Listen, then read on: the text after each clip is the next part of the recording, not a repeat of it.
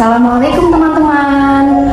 Pernah gak sih kita merasa menambah hafalan itu lebih mudah daripada mengulang ayat yang sudah kita hafal?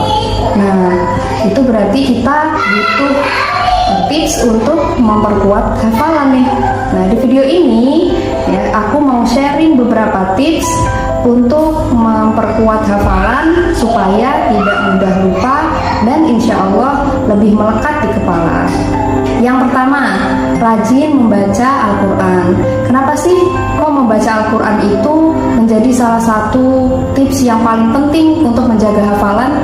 Ya, karena ketika kita membaca Al-Quran, ya, mata kita melihat Al-Quran, telinga kita mendengar apa yang kita baca, dan mulut kita juga melafalkan ayatnya. Jadi otomatis nanti ayat Al-Quran itu akan terasa familiar di kepala kita, akan terasa familiar di mulut kita, sehingga yang sudah kita hafal pun akan lebih mudah ketika akan mengulangi lagi. Yang kedua adalah membaca ayat yang sudah kita hafal ketika sholat.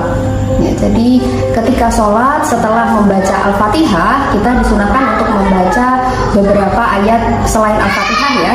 Nah, itu diusahakan kita baca ayat yang sudah kita hafal. Jadi jangan mengulang ayat yang itu-itu saja, mengulang surat-surat pendek Al-Ikhlas, An-Nas, Al-Falaq. Kalau kita punya hafalan lain, lebih baik membaca hafalan itu.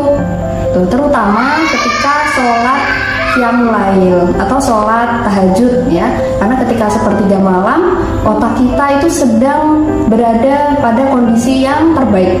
Jadi untuk mengulang hafalan, untuk mulai menghafal itu insya Allah akan lebih mudah, dan ketika kita membacanya untuk sholat tahajud itu akan lebih kuat dan lebih melekat di kepala.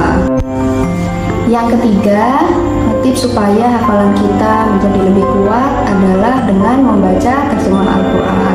Jadi ketika kita menghafalkan suatu ayat atau menghafalkan sebuah surat, diusahakan untuk membaca terjemahannya juga ya, supaya kita tahu konteks ayat yang sedang kita hafalkan itu membicarakan tentang apa ya. Dan lebih baik lagi kalau kita bisa mengkaji tafsirnya, bisa dengan membaca buku tafsir ya, atau mendengarkan kajian tafsir yang dibahas oleh ustadz-ustadz, bisa lewat YouTube, itu banyak ya, bisa dicari kajian-kajian tafsir yang membahas tentang surat-surat di dalam Al-Quran.